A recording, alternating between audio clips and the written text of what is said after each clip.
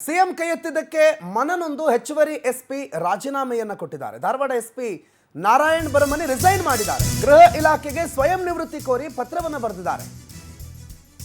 ಮುಖ್ಯಮಂತ್ರಿಗಳು ಸರ್ಕಾರಿ ಅಧಿಕಾರಿಗಳ ಮೇಲೆ ಕೈ ಎತ್ತಿರೋದು ಇದಕ್ಕೆ ಬಹಳ ಪ್ರಮುಖವಾದ ಕಾರಣ.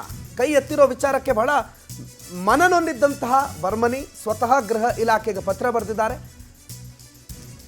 ಏಪ್ರಿಲ್ 28ನೇ ತಾರೀಕು ಬೆಳಗಾವಿಯ ಎಐಸಿಸಿ ಕಾರ್ಯಕ್ರಮವನ್ನು ನಡೆದಿತ್ತು. ನಿಮ್ಗೆ ನೆನಪಿದೆ ಅಂತಂದ್ರೆ ಆ ಕಾರ್ಯಕ್ರಮದಲ್ಲಿ ಸ್ವಲ್ಪ ಭದ್ರತಾ ಲೋಪ ಆಯಿತು ಅನ್ನೋ ಕಾರಣಕ್ಕೆ ಮಹಿಳಾ ಕಾರ್ಯಕರ್ತೆಯರ ಕಪ್ಪು ಪಟ್ಟಿ ಪ್ರದರ್ಶನ ಮಾಡಿದ್ದಕ್ಕೆ ಪೊಲೀಸರನ್ನೆಲ್ಲ ಕರೆದು ಮುಖ್ಯಮಂತ್ರಿಗಳು ಬೈದು ಬಿಟ್ಟಿದ್ರು. ಯಾವನವನ ಎಸ್ ಪಿ ಬಾಯಿಲ್ಲಿ ಅಂತ ಕೈ ಎತ್ತಿಬಿಟ್ಟಿದ್ರು ಸಿದ್ದರಾಮಯ್ಯ.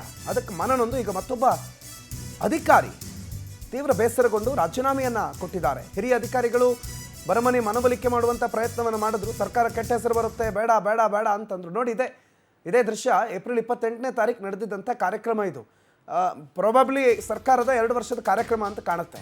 ಆ ಸಂದರ್ಭದಲ್ಲಿ ಎಸ್ ಪಿ ಬರಮನಿ ಅವರನ್ನು ಸ್ಟೇಜ್ ಮೇಲೆ ಕರೆದೆ, ಯಾರಯ್ಯ ಎಸ್ ಪಿ ಅದು ಬಾರಯ್ಯ ಇಲ್ಲಿ ಅಂತ ಹೇಳಿ ಅವ್ರಿಗೆ ಮನಸ್ಸೋ ಇಚ್ಛೆ ಬೈದು, ಅಂದರೆ ಸಿದ್ದರಾಮಯ್ಯನವರು ಮುಖ್ಯಮಂತ್ರಿ ಆಗಿದ್ದಾರೆ, ನಿಜ ಅವ್ರ ಕೈಯಲ್ಲಿ ಅಧಿಕಾರ ಇದೆ, ಸರಿ, ಎಲ್ಲರೂ ಅವ್ರ ಅಂಡರ್ ಬರ್ತಾರೆ, ಸರಿ, ಹಾಗಂತ ಸಾರ್ವಜನಿಕವಾಗಿ ಒಬ್ಬ ಎಸ್ ಪಿಗೆ IPS ಅಧಿಕಾರಿಯೊಬ್ಬರಿಗೆ ಕೈ ಎತ್ತೋದು ಅಂತಂದರೆ ಅದೆಲ್ಲ ಸರಿಯಲ್ಲ. ಮುಖ್ಯಮಂತ್ರಿಗಳಾದ ಕಾರಣಕ್ಕೆ ಕೈ ಎತ್ತೋದು ಸರಿಯಲ್ಲ ಅನ್ನೋದು. ಮತ್ತು ಅವ್ರಿಗೆ ಪಾಪ ಮಾನಸಿಕವಾಗಿ ಎಷ್ಟು ನೋವಾಗಿರಬೇಡ. ಮುಖ್ಯಮಂತ್ರಿಗಳು ನನಗೆ ಕೈ ಎತ್ತಿದ್ರು ಅನ್ನುವಂಥ ವಿಚಾರ ಅವರನ್ನು ಎಷ್ಟು ದಿನದಿಂದ ಕಾಡ್ತಾ ಇರಬೇಡ. ಅದರಿಂದ ಮನನೊಂದು ಅವರು ರಾಜೀನಾಮೆ ಅಂದರೆ ಸ್ವಯಂ ನಿವೃತ್ತಿಗೆ ಪತ್ರ ಬರೆದಿದ್ದಾರೆ ಗೃಹ ಇಲಾಖೆಗೆ. ಎಷ್ಟೇ ಮನವೊಲಿಸುವ ಪ್ರಯತ್ನ ಮಾಡಿದರಾದರೂ ಕೂಡ ಮನವೊಲಿಕೆ ಸಾಧ್ಯ ಆಗಲಿಲ್ಲ. ಒಬ್ಬ ನಿಷ್ಠಾವಂತ ಅಧಿಕಾರಿಯನ್ನು ಈಗ ಮತ್ತೆ ಸರ್ಕಾರ ಕಳ್ಕೋಬೇಕಿದೆ, ರಾಜ್ಯ ಕಳ್ಕೋಬೇಕಿದೆ, ನೀವೆಲ್ಲ ಕಳ್ಕೋಬೇಕಿದೆ. ಸಂತೋಷ್ ಈ ಬಗ್ಗೆ ಹೆಚ್ಚಿನ ಮಾಹಿತಿ ಕೊಡ್ತಾರೆ. ಫೋನ್ ಸಂಪರ್ಕದಲ್ಲಿ ಜಾಯ್ನ್ ಆಗಿದ್ದಾರೆ. ಸಂತೋಷ್, ಬರಮನಿ ರಿಸೈನ್ ಕಳಿಸಿದ್ದಾರೆ ಅಂತ ಮನವೊಲಿಸೋ ಪ್ರಯತ್ನ ಕೂಡ ಆಯಿತು, ಆದರೂ ಕೂಡ ಅವ್ರದ್ದು ಯಾವುದಕ್ಕೂ ಬಗ್ಲಿಲ್ಲ. ಗೃಹ ಇಲಾಖೆಗೆ ನಿವೃತ್ತಿ ಕೋರಿ ಪತ್ರ ಬರೆದಿದ್ದಾರೆ ಅಂತ ಯಾವ ಘಟನೆಗೆ ಸಂಬಂಧಿತವಾಗಿ ಏನೇನು ಡೀಟೇಲ್ಸ್ ಇದೆ ಬರಮನಿ ಅವರ ಈ ಸ್ವಯಂ ನಿವೃತ್ತಿ ಪತ್ರಕ್ಕೆ ಸಂಬಂಧಪಟ್ಟಂತೆ? ಸಂತೋಷ್, ಏನಂದ್ರೆ ಸಿಎಂ ಅವರು ಏನು ಬೆಳಗಾವಿ ಒಂದು ಸಮಾವೇಶದಲ್ಲಿ ಬರ್ಮನಿ ಅವರ ಅಲ್ಲಿ ನಡೆದಂತ ಘಟನೆಯಿಂದ ಬಹಳ ಮನನೊಂದಿದ್ರಂತೂ ಹೇಳಲಾಗ್ತಿತ್ತು. ಇದೀಗ ಧಾರವಾಡದ ಹೆಚ್ಚುವರಿ SP ಆಗಿ ಇವರು ನಾರಾಯಣ್ ಬರ್ಮನಿ ಅವರು ಕಾರ್ಯನಿರ್ವಹಿಸುತ್ತಿದ್ರು.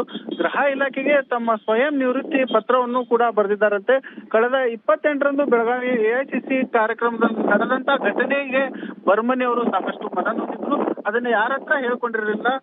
ಇಷ್ಟು ದಿನಗಳ ನಂತರ ಮತ್ತೆ ಇದೀಗ ಏನು ಬರ್ಮನಿ ಅವರ ಇದೊಂದು ಕಾರ್ಯಕ್ರಮದ ಅಂತ ನಡೆದಂತ ಘಟನೆಯ ಈ ಒಂದು ರಿಸೈನ್ಗೆ ಮುಖ್ಯ ಕಾರಣ ಎಂಬುದು ತಿಳಿದು ಬಂದಿದೆ. ಓಕೆ, ಥ್ಯಾಂಕ್ ಯು ಸಂತೋಷ್ ಮಾಹಿತಿಗೆ.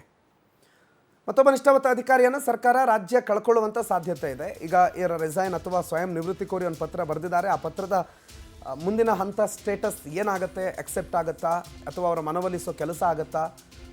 ಕಾದು ನೋಡಬೇಕು. ಎಲ್ಲ ಉತ್ತರಗಳನ್ನು ಇನ್ನಷ್ಟೇ ಕಾಲ ಕೊಡಬೇಕಿದೆ.